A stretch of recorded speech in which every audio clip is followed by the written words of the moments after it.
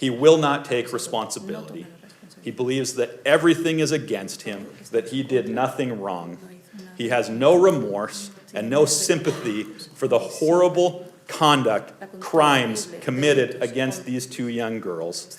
You are going to prison. A St. George man convicted of sexually abusing two young children has been sentenced to more than a century behind bars. 49-year-old Reyes Miramontes Guzman appeared in 5th District Court this week for sentencing. He was found guilty last month on 8 first-degree felony charges, including 5 counts of aggravated sexual abuse of a child, 2 counts of rape of a child, and 1 count of forcible sodomy. Guzman continues to maintain his innocence, claiming he was wrongly convicted. Seen here with the court interpreter. I don't think it's fair that just based on someone's memory that I've been found guilty without any ninguna prueba consistente física o consistent cosa. Material evidence. Se me hace muy injusto todo eso. I think all that is very unfair. Por eso voy a apelar. That's why I'm going to appeal. The case dates back to August 2022 when investigators discovered 2 victims, both under the age of 5 when the abuse began. Authorities say the abuse spanned over a decade, first in the Salt Lake City area and later in Washington County. Guzman has been held in jail for more than 3 years, awaiting trial.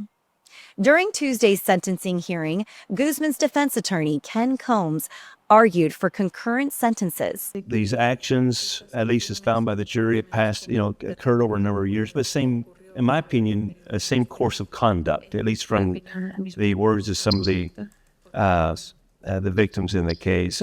And so I asked the court to run all these concurrently. State prosecutor Lane Wood pushed for the maximum penalty. He believes that he is the victim, that he's the victim of this system, of racism, of the prosecution, of his own defense attorney. Everything conspired against him, and he is the victim in this case. That is not true.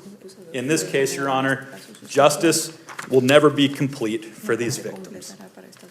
This court cannot undo the trauma that they endured. I've spent a lot of time with them. I know they're both strong. They're both going to be able to heal. They're fighters. They are survivors. They will be able to move on from this. But it is going to take work for them. It will take time. It will be a fight. In this case, justice demands the maximum possible sentence.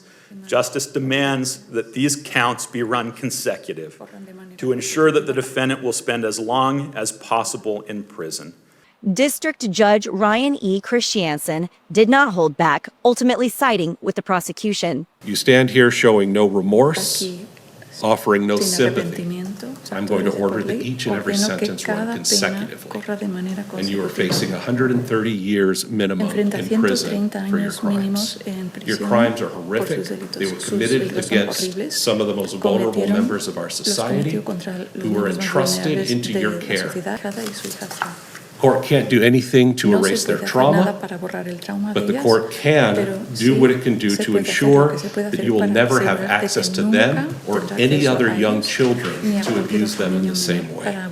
Barring an appeal and with credit for the 3 years he has already served, Guzman will not be eligible for parole until 2152. See the full report by Cody Blowers. This is Monica McLaughlin reporting for St. George News, your #1 source for local news.